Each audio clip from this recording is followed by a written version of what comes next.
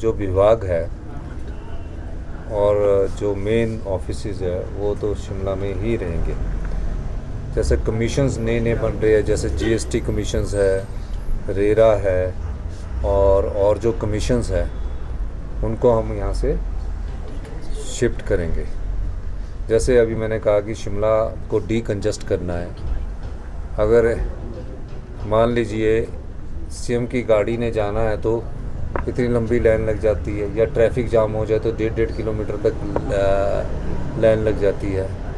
अब शिमला को हम कि सर्कुलर रोड को चौड़ा करने के लिए मैंने आदेश तो दिए हैं, लेकिन पहाड़ी क्षेत्र होने के कारण यहाँ की जो ट्रैफिक की समस्या बहुत बनी हुई है। और सुबह के समय तो अगर 4 किलोमीटर का सफ़र तय करना है तो 1 घंटे के करीब लग जाता है।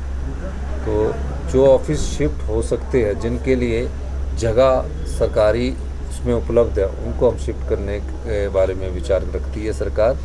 लेकिन उन जिन ऑफिस को भी शिफ्ट किया जाएगा, जैसे कि वन विभाग का, वाइल्ड लाइफ का ऑफिस शिफ्ट किया है, क्योंकि सबसे बड़ा पौंग डैम का जो सेंचुरी एरिया है वो रामसेर साइट, जो वर्ल्ड नोन साइट है, उसकी वाइल्ड लाइफ के विंग की जरूरत धर्मशाला थी, तो उस विंग को हमने शिफ्ट किया है। लेकिन उनके जो कर्मचारी है वन विभाग के, कोई महिला कर्मचारी है यहाँ लगा है, उससे ऑप्शन लेंगे। अगर वो शिमला रहना चाहती है तो शिमला ही रहने दिया जाएगा, क्योंकि उनके परिवार के बच्चे पढ़ रहे होंगे या कोई पढ़ाई कर रहा होगा, कोई यहीं रहना चाहता होगा, तो उनको शिफ्ट नहीं किया जाएगा।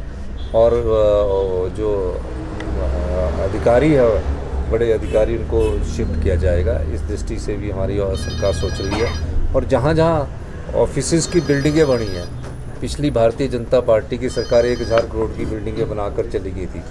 1000 करोड़ की बिल्डिंगें खाली पड़ी हैं। अब आप देखते होंगे कि सरकारी बिल्डिंगों की जो संपत्ति है, जो संपदा है, वो अगर खाली पड़ी है, एक ये बना दी है उस समय।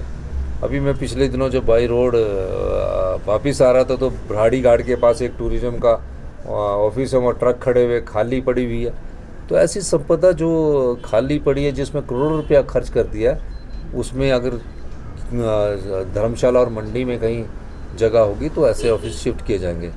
और जो मेन ऑफिस या विभाग जो होते हैं, डिपार्टमेंट जो होते हैं, उनको शिफ्ट करने का कोई विचार नहीं है, और ना डिपार्टमेंटों को शिफ्ट किया जाएगा, और ना ही यहाँ से सरकारी कर्मचारियों को उतना शिफ्ट किया जाएगा। उनकी जगह दूसरे कर्मचारियों की नियुक्ति की जाएगी जो ऑफिस शिफ्ट होंगे, और जो कर्मचारी यहाँ रहना चाहते हैं वहाँ यहाँ रहेंगे।